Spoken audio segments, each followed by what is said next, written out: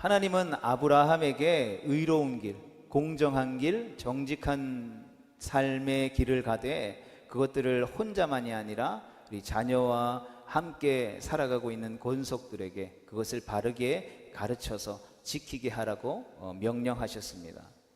아브라함에게 하나님이 왜 그러한 길을 걸어가라고 하셨습니까? 그것은 바로 하나님께서 공의와 정의의 하나님이시기 때문입니다.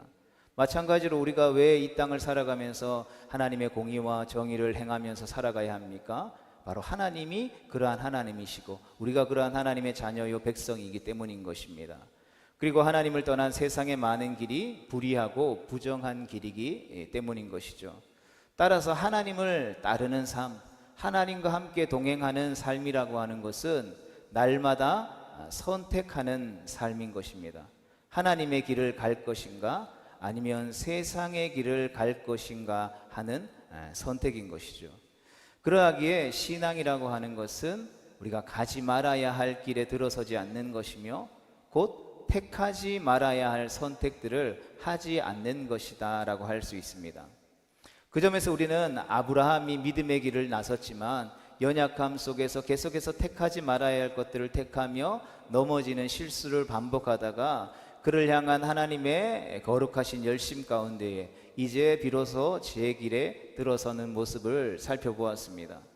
그러나 아브라함과 함께 갈대아 우르를 떠났던 조카 롯은 계속해서 큰 실수를 저질러 오고 있습니다. 이제 롯에게 마지막 선택권이 주어지게 됩니다. 본문 1절로 3절의 말씀을 함께 보겠습니다. 저녁 때에 그 두 천사가 소돔에 이르니 마침 롯이 소돔 성문에 앉아 있다가 그들을 보고 일어나 영접하고 땅에 엎드려 절하며 이르되 내 주여 돌이켜 종의 집으로 들어와 발을 씻고 주무시고 일찍이 일어나 갈 길을 가소서. 그들이 이르되 아니라 우리가 거리에서 밤을 새우리라. 롯이 간청하매 그제서야 돌이켜 그 집으로 돌아오는지라. 롯이 그들을 위하여 식탁을 베풀고 무교병을 구우니 그들이 먹으니라. 아멘. 아브라함을 떠난 두 천사가 소돔 성에 도착한 것은 저녁 때였습니다. 롯이 성문에 앉아 있었습니다. 여러분, 성경에 보면 어떤 사람이 어떤 인물이 성문에 앉아 있었다라는 이야기들이 많이 등장하는 것을 보게 됩니다. 여러분, 성문에 앉았다라는 것은 그 지역, 그 사회 공동체 가운데에 유력한 자가 되었다라는 뜻입니다. 당시 보통 재판이 열리는 장소가 바로 사람들이 많이 모이고 드나들 수 있는 성문 앞 광장이었기 때문입니다. 롯은 소돔에 이르러서 나름대로 열심히 그리고 힘겹게 살아왔을 것입니다. 가족, 일가 친척이 하나도 없는 낯선 도시에서 정착하기 위해 무척이나 고생했을 것입니다. 여러분, 쉬운 인생이 어디 있겠습니까? 믿음을 가지고 살기도 힘든데 그는 믿음을 떠나서 믿음 없는 사람들 틈에 끼어 살았으니 그 삶이 얼마나 팍팍했겠습니까? 그러나 처음에는 매우 좋았을 것입니다. 지긋지긋한 장막 생활을 청산하고 온갖 물건이 넘치고 쾌락이 넘치는 화려한 도시에서 사는 것이 즐거웠을 것입니다. 하지만 그 삶이 그에게 어떤 것을 앗아가는지는 미처 생각하지 못했을 것입니다. 그의 마음속에 어쩌면 늘 외로움이나 슬픔이 가득했는지도 모릅니다. 그가 도시에 나타난 낯선 사람들을 보고 반갑게 맞아들이는 것만 봐도 그가 그동안 얼마나 외로움 가운데 있었는지를 우리가 짐작할 수 있는 모습인 것이죠. 뿐만 아니라 땅에 엎드려 절하는 모습을 보면 삼촌 아브라함을 닮은 듯도 합니다. 그는 두 천사에게 간청하여 집으로 초청하게 되죠. 두 천사는 소돔에서 완수해야 할 임무가 있어서 온 것입니다. 소돔의 멸망을 더 이상 미룰 수 없을 정도로 타락했는지를 살펴보러 온 것이죠. 그런데 롯이 그들을 기어코 자기 집으로 불러들이며 말합니다. 롯이 그들에게 또한 식사를 대접합니다. 그런데 상에 오른 음식을 보니 여러분, 무교병뿐입니다. 우리가 지난 시간에 살펴보았던 것처럼 아브라함은 어땠습니까? 그는 비록 도시가 아닌 광야에서 허름한 장막을 치고 살면서도 하나님과 두 천사가 찾아왔을 때에 그들을 너무나도 반갑게 맞이하여 가장 살찐 송아지를 잡고 엄청난 양의 무교병을 구워서 풍성하게 대접했던 모습들을 보았습니다. 그리고 그러한 모습들이 바로 성경에서 이야기하고 있는 환대였다라는 것을 우리가 살펴봤죠. 손님을 맞는 태도에서도 아브라함과 롯의 차이가 느껴지는 것입니다.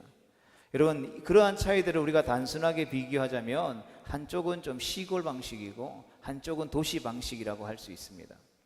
두 사람 다 손님을 맞이하기는 했지만 미묘한 차이가 느껴지는 것입니다. 여러분, 롯은 손님들을 반갑게 맞이하여 집까지 초청했지만 여러분, 어디까지 대접해야 할지를 약간 이렇게 선을 긋고 있는 것을 보게 됩니다. 양이나 소는 안 되지만 무교병 정도면 괜찮다라는 태도가 느껴지는 것이죠. 여러분, 왜 그런 차이가 나는 것일까요? 여러분, 어쩌면 롯은 자신도 모르는 사이에 인색해졌는지도 모릅니다. 여러분, 소돔에 살면서 누군들 그러한 삶을 살아가지 않겠습니까? 여러분, 죄가 만연한 곳에서 죄에 물든다라는 것은 여러분 다른 것이 아닙니다. 마음의 문이 점점 더 닫히고 서로 분리되는 삶을 사는 것이 여러분 죄에 물든 증거인 것이죠. 점점 인색해지고 이웃에 누가 사는지도 모른 채 살아갑니다. 옆집 사람을 알고 있어도 그 사람을 믿을 수 없습니다. 무엇보다 세상에서 가장 위험한 것이 사람이라는 것을 깨달으며 살아가게 되는 것이죠. 여러분, 그런데 아브라함의 모습을 보십시오. 그는 손님을 대접할 때 기뻐서 어쩔 줄 모르는 모습을 보여줍니다. 여러분, 이러한 환대를 받으면 손님만 대접받는 것이 아니라 대접하는 사람에게도 치유와 회복이 일어나게 되는 것입니다. 여러분, 이것이 삶의 방식을 바꾸는 데서 나오는 차이라고 할 수 있는 것이죠.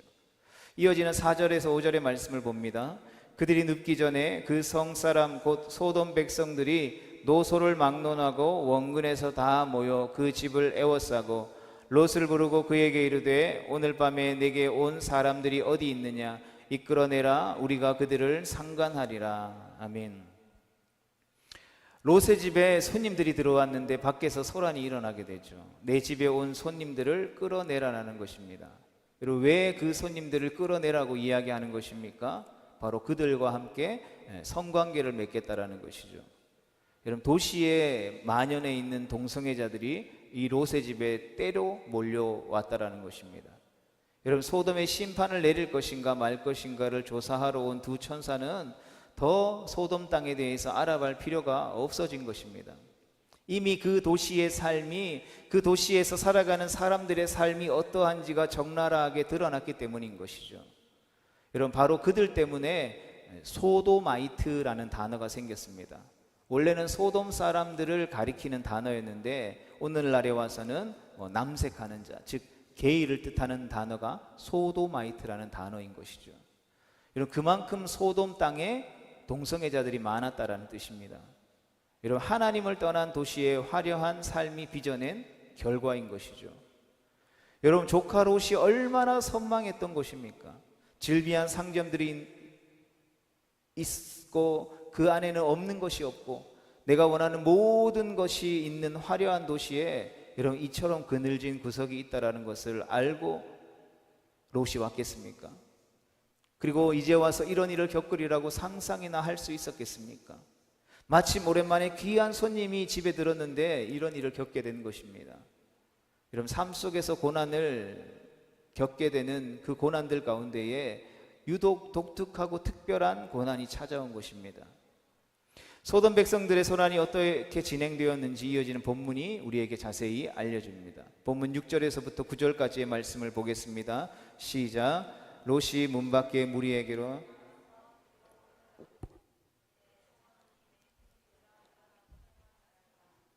내게 남자를 가까이 하지 아니한 두 딸이 있노라. 청하건대 내가 그들을 너희에게로 이끌어 내리니 너희 눈에 좋을 대로 그들에게 행하고 이 사람들은 내 집에 들어왔은즉 이 사람들에게는 아무 일도 저지르지 말라. 그들이 이르되 너는 물러나라. 또 이르되 이 자가 들어와서 거류하면서 우리의 법관이 되려 하는도다. 이제 우리가 그들보다 너를 더 헤아리라 하고 롯을 밀치며 가까이 가서 그 문을 부수려고 하는지라. 아멘. 그러한 소동 앞에 롯이 집 밖으로 나가서 그들에게 간청하며 설득합니다. 그런데 우리가 읽기는 읽었지만 그 내용이 가히 충격적이죠. 롯이 뭐라고 그 사람들에게 이야기합니까? 내게 남자를 가까이 하지 아니한 두 딸, 즉 어린 딸이라는 것이죠. 차라리 딸들을 데려가고 내 집에 온 손님들을 건드리지 말라라는 것입니다. 여러분, 이 내용이 이해가 되십니까? 여러분, 어떻게 딸들을 대신 보내겠다라고 말할 수 있겠습니까? 그런데 참 놀라운 것은 지금도 이 중동 지역에서 이 이슬람권에 살아가는 무슬림들 가운데에는 여러분, 이런 부분들은 뭐 잘 쉽게 발견될 수 없지만 여러분, 가문의 명예를 더럽혔다라는 이유로 살인을 하는 경우가 빈번하게 일어난다라는 것이죠.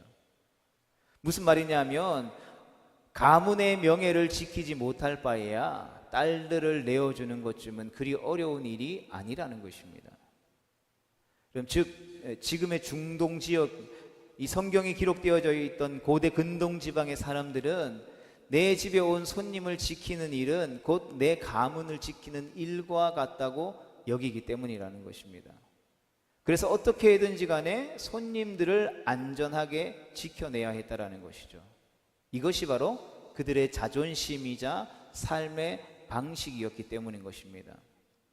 여러분, 그러한 가치관을 가진 사람들 틈에서 살아가다 보니까 여러분, 롯도 그들의 삶의 기준과 방식을 답습하게 되었다라는 것이죠. 내 딸들을 저 불황배들에게 내어주는 한이 있더라도 우리 집에 온 손님들만큼은 지켜야 한다라고 생각했다라는 것입니다. 여러분, 어떻게 보면 손님을 대하는 매우 정중한 예의 같아 보이지만 여러분, 롯이 선택한 소돔의 삶의 방식이 빚어낸 결과일 뿐 그 이상도 그 이하도 아니라는 것입니다. 성도 여러분, 성경에 기록된 이러한 내용들과 상황들을 보면서 우리는 어떠한 생각이 드십니까? 롯이 소돔에 살면서 얼마나 힘들었겠습니까? 삼촌 아브라함이 네가 보기 좋은 대로 선택하라고 해서 롯이 자신 있게 선택한 곳이 바로 소돔입니다. 물이 넉넉하고 풀들이 풍요로운 땅이라고 믿고 선택했습니다. 장막에서 살아가는 것이 지긋지긋해서 성곽과 탑이 있는 소돔 성을 선택했다라는 것입니다. 그러나 우리가 인생을 살아가면서 깨닫는 진리가 무엇입니까? 얻는 게 있으면 반드시 잃는 것도 있다라는 것이죠. 그렇기 때문에 우리가 무엇인가를 얻을 때에는 생각해 봐야 하는 것입니다. 과연 내가 이걸 얻게 되면 무엇을 잃게 될 것인가? 이를 얻기 위해서 치러야 할 대가는 무엇인가? 여러분, 화려한 도시를 택하게 되면 잃는 것이 있기 마련인 것입니다. 롯은 소돔을 선택했고 아브라함은 하나님을 선택한 것입니다. 여러분, 믿음은 굉장히 작은 것이지만 비교할 수 없을 만큼 큰 차이를 이끌어내는 것입니다. 여러분, 신앙이라고 하는 것은 아무것도 들어있지 않는 빈 수레를 선택한 것 같은데 속이 꽉 찬 선택을 한 것이죠. 여러분, 반대로 하나님을 떠난 선택은 겉으로 보기에는 육신적인 눈으로 보면 속이 꽉 찬 것처럼 보여도 속은 텅텅 비어 있다는 것을 우리가 깨닫게 되는 것이죠. 지금 문 밖의 무리들은 항상 찾아다니면서 소란을 일으키는 사람들이요, 누군가를 배척하는 사람들이며 남을 협박해서 끌어내서 쫓아버리는 사람들인 것입니다. 여러분, 이것이 소돔이라고 일컫는 세상 사람들이 살아가는 삶의 방식인 것이죠. 사람들을 협박하고 겁을 줍니다. 두렵게 만드는 것입니다. 이에 결국 두 천사가 심판을 강행하기로 결정하게 됩니다. 본문 10절 11절입니다. 그 사람들이 손을 내밀어 롯을 집으로 끌어들이고 문을 닫고 문 밖의 무리를 대소를 막론하고 그 눈을 어둡게 하니 그들이 문을 찾느라고 헤매었더라. 아멘. 여러분, 집안에 있던 손님들이 되레 롯을 안으로 끌어당깁니다. 그리고 문을 닫습니다. 천사들이 롯 집 앞에 있는 사람들의 눈을 어둡게 하는 것이죠. 여러분, 무엇이 시작되는 것입니까? 심판이 시작되는 것입니다. 그리고 이를 통해서 우리가 알 수 있는 것이 무엇입니까? 심판은 눈이 어두워지는 것으로부터 시작되어진다는 것입니다. 눈이 가리워지는 것입니다. 그러면 어떻게 됩니까? 자연히 여기가 어딘지, 어느 방향으로 가야 되는지 방향 감각을 잃게 되는 것이죠. 어디로 가야 할지, 어디로 가고 있는지를 모른다라는 것입니다. 우리가 이 시대를 분별하고 거룩한 하나님의 몸된 교회로 선다라는 것이 무엇입니까? 우리가 나아가야 할 삶의 방향이 무엇인지를 분명히 한다라는 것이죠. 우리의 삶의 목적지가 어디인지, 우리가 바라보고 달려가야 할 표대가 무엇인지 정확히 안다라는 것입니다. 화살이 관역을 향해 나아가듯이 우리가 나아가야 할 길을 아는 것이죠. 이것이 영원한 생명을 소유한 하나님의 백성들의 삶인 것입니다. 그러나 하나님을 떠난 죄악으로 가득한 심판받게 되는 세상이 처해지는 삶의 모습은 어떠한 것입니까? 어디로 가야 할지, 무엇을 해야 할지 갈 바를 알지 못하여 행하는 것입니다. 그리고 이것이 바로 심판의 시작인 것입니다. 성도 여러분, 우리가 살아가는 이 시대가 지금 어디를 향해서 가고 있는지 아십니까? 왜 다들 이렇게 바쁘게 사는 것입니까? 마치 출구가 어디 있는지도 모른 채 찾아 헤매이고 있습니다. 게다가 줄 서느나 바쁘죠. 어디가 빨리 가는 줄이고 어디가 힘 있는 줄인가를 놓고 끊임없이 고민합니다. 그러다 분별력이 없어지는 것이죠. 즉 영혼을 바라보는 능력을 상실하게 되어지는 것입니다. 계속해서 12절부터 13절의 말씀을 봅니다.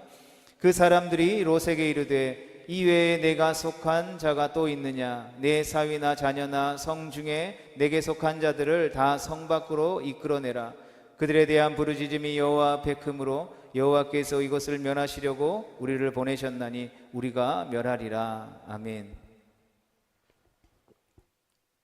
심판이 시작되었고 심판이 임박하자 천사들이 롯에게 묻습니다. 내게 속한 자가 또 있느냐? 내게 속한 자들을 다 성 밖으로 이끌어내라고 명령합니다. 이제 이 도시는 흔적도 없이 사라지게 될 것입니다. 여기서 우리는 두 가지를 발견하게 됩니다. 첫 번째 같이 읽어보겠습니다. 구원은 성을 떠나는 것입니다. 여러분, 이때까지 나를 지켜주리라고 믿고 선택했던 곳을 떠나는 것이 구원입니다. 튼튼한 성곽이 지켜주리라고 믿었지만 성을 버리고 떠나야 구원받을 수 있는 것입니다. 여러분, 이 세상에서 그 어떤 것도 그 무엇도 우리를 지켜줄 수 있는 것은 없다라는 것이죠. 우리의 유일한 구원의 소망은 바로 예수님밖에 없다라는 것을 믿으시기를 주님의 이름으로 축복합니다. 두 번째 같이 읽어보겠습니다. 시작. 구원은 내게 속한 자들에게도 베풀어진다라는 것입니다. 여러분, 나만 구원받지 않는다라는 것입니다. 내 가족도 구원받는 것입니다. 훗날 여리고성에서도 이와 같은 일이 벌어지게 되죠. 이스라엘 군대가 성을 함락시킬 때에 그 땅의 모든 백성들이 진멸되지만 기생 라합과 그의 가족들은 구원을 받게 됩니다. 여호수아서 2장 21절에 있는 것처럼 약속대로 붉은 줄을 창문에 매달아 표시한 덕분에 구원을 받을 수 있었습니다. 신약 성경에 보면 또 바울과 실라가 빌립보 감옥에 갇혔을 때 갑자기 큰 지진이 나서 옥문이 다 열리는 바람에 잠에서 깬 간수가 죄수들이 다 도망한 줄 알고 칼을 빼어 자결하려고 하다가 구원받게 되는 사건이 성경에 기록되어져 있습니다. 그날 간수와 온 집이 함께 구원을 받은 것이죠. 성도 여러분, 구원은 분명하게 개인적인 사건입니다. 그러나 동시에 공동체적인 사건인 것이죠. 여러분, 롯이 잘한 게 있습니까? 롯의 딸과 사위 될 사람들이 소돔에서 무슨 일을 했겠습니까? 그 소돔 땅에서 의로운 삶을 살았겠습니까? 착한 삶을 살았겠습니까? 하나님의 영광을 돌리는 삶을 살았겠습니까? 죄악의 도시에서 죄인들과 어울려 살면서 죄 짓는 것 말고는 무슨 특별한 일을 했겠습니까? 그러나 롯과 그의 가족이 모두 구원의 대열에 포함되었다라는 것입니다. 두 천사가 롯에게 가족을 데리고 성을 즉시 떠나가라고 재촉합니다. 심판이 임할 다급한 상황이기 때문입니다. 14절의 말씀을 보겠습니다. 시작.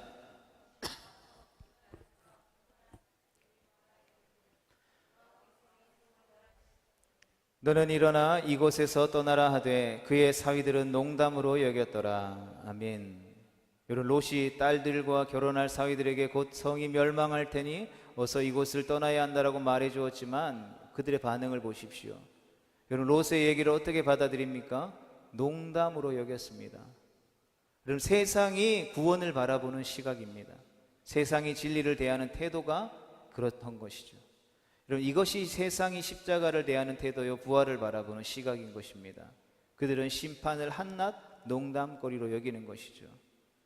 과학적으로 증명되지 않은 사실에 뭐가 두려워서 도망치느냐고 비웃습니다. 이미 세상에 악이 만연해 있는데 신이 존재해 한들 무슨 소용이냐라고 조롱합니다. 이어지는 15절에서 16절의 말씀을 봅니다. 동이 틀 때에 천사가 롯을 재촉하여 이르되 일어나 여기 있는 내 아내와 두 딸을 이끌어내라. 이 성의 죄악 중에 함께 멸망할까 하노라. 그러나 롯이 지체하매 그 사람들이 롯의 손과 그 아내의 손과 두 딸의 손을 잡아 인도하여 성 밖에 두니 여호와께서 그에게 자비를 더하심이었더라. 아멘. 천사가 마지막으로 알리죠. 최후의 통지입니다.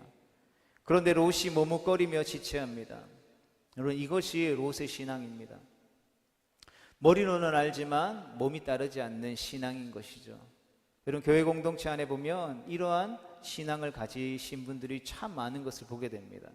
교회에서 오랜동안 신앙생활 해왔고 또 세상 가운데에 또 배운 학식과 지식들이 있기 때문에 설교 말씀을 들으면서 지식을 쌓거나 교회 안에서 여러 가지 제자 훈련이나 또 개인적으로 성경을 읽으면서 이 성경에 대한, 하나님에 대한 지식들이 있습니다. 그러나 그것을 실제로 삶 가운데에 실행시키지는 않는 이들이 참으로 많다라는 것이죠. 여러분, 롯이 아브라함을 따라다니면서도 그랬습니다. 그는 처음부터 이 굴레를 벗어나지 못했던 인물이었습니다. 여러분, 도대체 아브라함과 조카 롯의 신앙은 어디서부터 차이가 난 것입니까? 여러분, 결정적인 선택을 할 때마다 왜 서로 반대되는 선택을 계속해서 하게 되는 것일까요? 왜 롯은 늘 선택하지 말아야 할 선택을 하게 되는 것일까요? 한편으로는 치근한 마음까지 들게 됩니다. 그러나 이것은 하나님의 말씀을 직접 들은 사람과 듣지 못한 사람의 차이인 것이죠. 성령 하나님을 경험한 사람과 경험하지 못한 사람의 차이인 것입니다. 아브라함은 하나님의 말씀을 들었습니다. 하나님의 말씀을 들었다라는 것은 오늘날로 치면 성령을 체험한 것이죠. 하나님을 인격적으로 만난 것입니다. 그 하나님께서 우리의 마음 가운데에 감동으로 말씀해 주셨다라는 것이죠. 아브라함은 하나님의 말씀을 들었고 그 말씀을 따라서 갈대아 우르를 떠났습니다. 그러나 롯은 어떠했습니까? 자신의 삼촌이었던 아브라함의 말, 즉 사람의 말을 듣고 떠났습니다. 아브라함은 말씀을 따라 가나안에 들어왔고 롯은 아브라함의 뒤를 따라 가나안으로 들어왔습니다. 아브라함은 말씀을 택했고 믿음을 택했고 하나님을 택했지만 롯은 자기의 생각과 자기의 판단과 자기의 경험을 택했습니다. 그는 하나님의 말씀을 통해서 주어지는 비전이 아닌 육신의 지식으로부터 주어지는 현실을 택했다라는 것입니다. 성도 여러분, 우리가 주어진 인생을 살아가다 보면 또 신앙생활 하다 보면 신앙의 고비를 맞게 됩니다.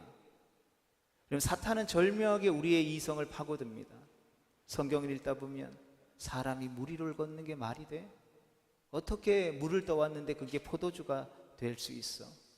기도한다고 뭔 일이 일어나?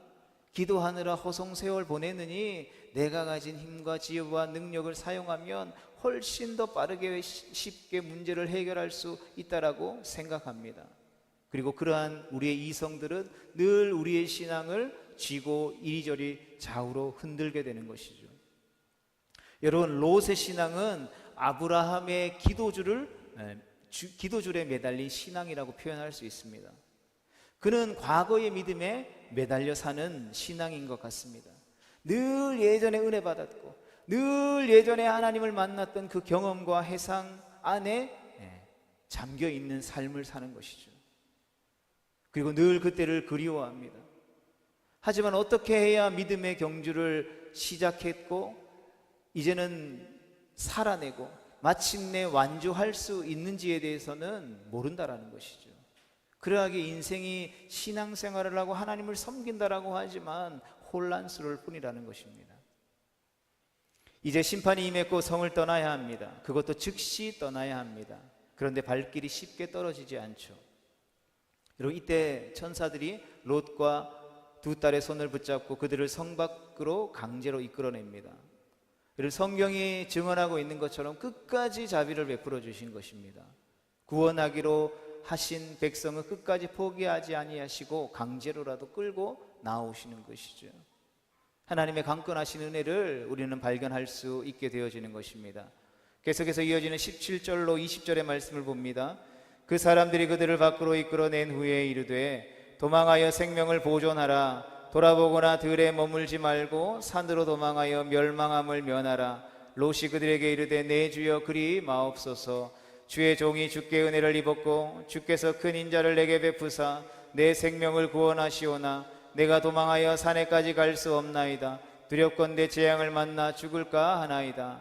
보소서 저 성읍은 도망하기에 가깝고 작기도 하오니 나를 그곳으로 도망하게 하소서. 이 작은 성읍이 아니니까 내 생명이 보존되리이다. 아멘. 천사들이 뒤도 돌아보지 말고 달려가라고 도망가라고 일러줍니다. 들에 머물면 안 되고 산으로 곧장 피신하라고 말합니다. 여러분, 그런데 롯이 이러한 급박한 심판이 임한 상황에서도 불구하고 하나님의 말씀에 순종을 선택하지 않는 모습을 보게 됩니다. 내가 저 산까지 갈 수 없으니 저 앞에 보이는 작은 성읍으로 가게 해주십시오 하고 청하는 것이죠. 산이 너무 멀어서 힘들어서 못 가겠다라는 불평이 하나님의 말씀보다 앞선 것입니다. 여러분, 롯은 그야말로 가까스로 구원받은 것입니다. 너무 가까스로 구원받아서 누구 덕에 구원받은지도 모를 만한 인생인 것입니다. 성경은 왜 이렇게 지지리도 못난 롯의 이야기를 이렇도록 길게 기록했을까요? 그것은 바로 이러한 지지리도 못난 롯의 모습이 오늘 우리의 모습이기 때문인 것입니다. 여러분, 냉정하게 우리의 삶을 돌이켜보면 우리가 이렇게 산다라는 것입니다. 우리도 롯처럼 가까스로 구원에 매달려 살고 있다라는 것이죠. 성도 여러분, 믿음은 결단이요 모험인 것입니다. 믿음은 담대한 선택이며 즉각적인 행동인 것입니다. 여러분, 하나님의 은혜는 지금 임하는 것입니다. 하나님의 구원은 지금 임하는 것입니다. 내가 오늘은 조금 그렇고 내일 믿겠습니다, 여러분, 이건 없는 것입니다. 그래서 때로는 무모해 보이기도 합니다. 여러분, 믿음의 선택이라는 무엇인 것입니까? 먼저 고난을 선택하는 것이죠. 다들 편안함을 선택할 때에 믿음은 고난을 택하는 것입니다. 왜 그렇습니까?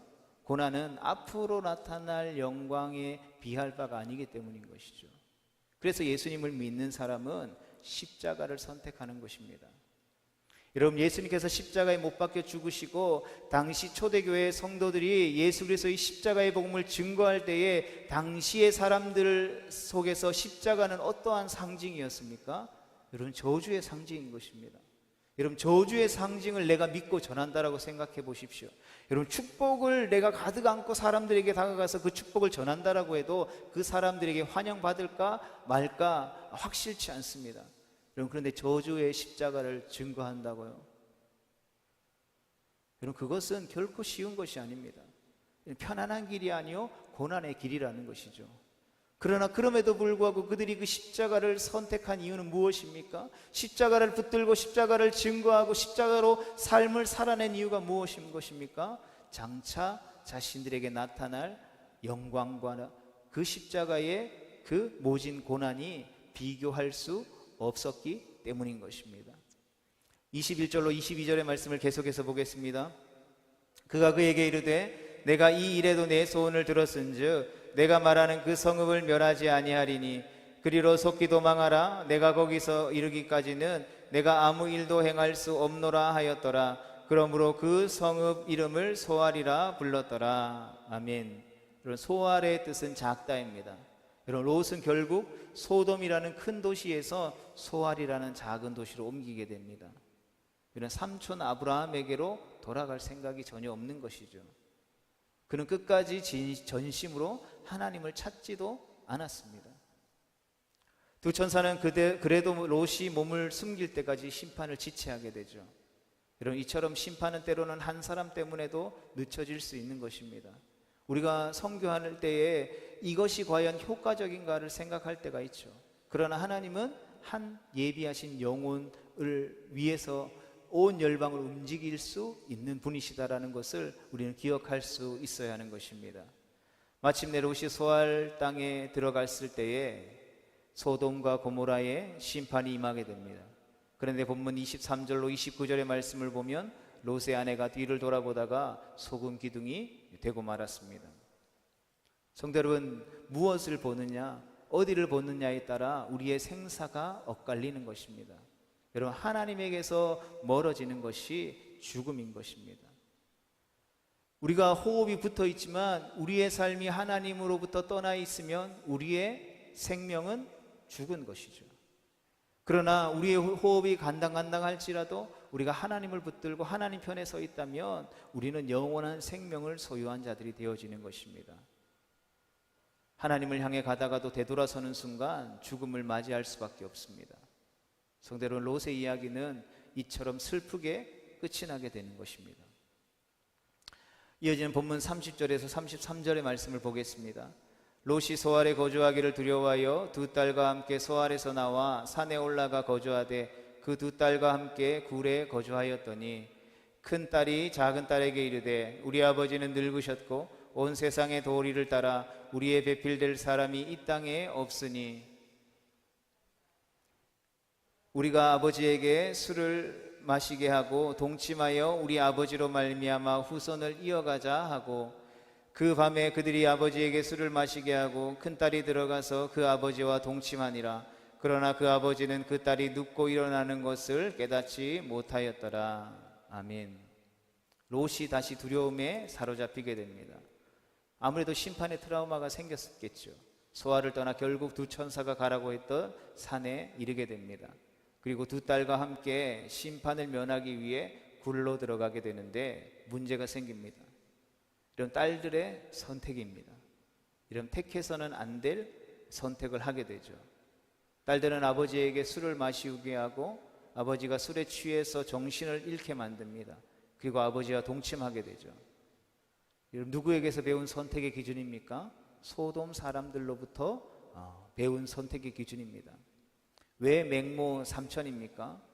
맹자 어머니가 돈 벌자고 이사 다닌 것이 결코 아닙니다. 어떤 환경에서 자녀를 가르치며 살아야 할지를 선택한 것이죠. 이어지는 본문 34절로 38절에서 언니가 동생을 데리고 죄로 들어갑니다. 여러분, 죄는 홀로 짓지 않습니다. 반드시 누군가를 데리고 가게 되죠. 그 결과 모압과 암몬 족속은 결국 이스라엘의 총애에 들지 못하게 되는 것이죠. 성도들은 이 모든 이야기는 택하지 말아야 할 선택을 했던 선택의 결과를 보여주는 이야기인 것입니다. 그리고 베드로가 이 이야기의 목적을 알았습니다. 베드로 후서 2장 5절과 6절의 말씀을 보겠습니다.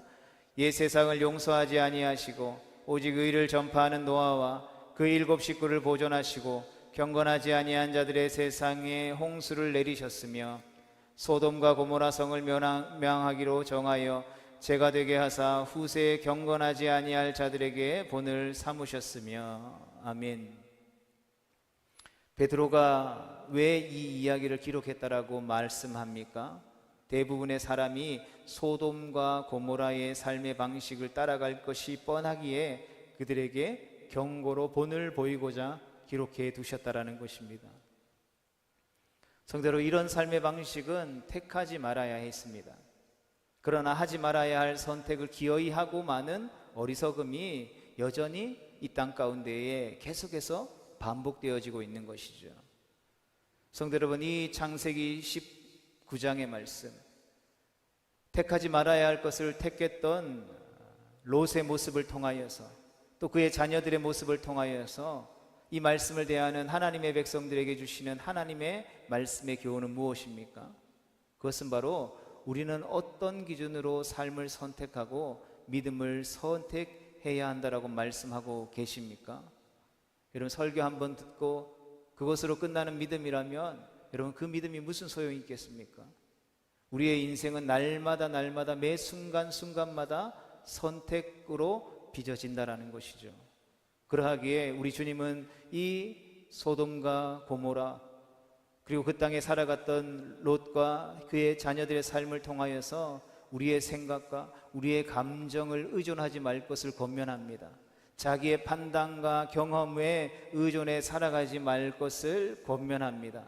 매 순간 하나님을 선택하고 하나님의 말씀을 붙들고 무슨 일을 하기 전에 하나님 앞에 기도하고 하나님의 말씀을 듣고 하나님의 음성을 듣고 주님이 걸어가신 그 십자가를 지고 주님 걸어가신 그 영광의 길을 쫓아 살아갈 것을 우리에게 권면하고 있는 것이죠.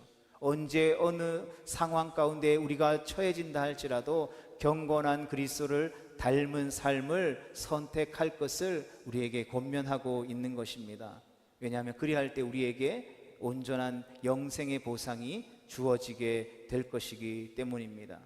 바라기는 이 본문 말씀을 통하여서 우리에게 주시는 그 하나님의 교훈의 말씀을 붙잡고 다시 한 번 더 부르신 삶의 자리 가운데 나아가 택하지 말아야 할 선택의 자리 가운데에 놓여지는 것이 아니라 온전히 하나님을 선택하고 하나님이 기뻐하시는 일들을 선택할 수 있는 복된 하나님의 백성 되어질 수 있게 되기를 주님의 이름으로 축복합니다.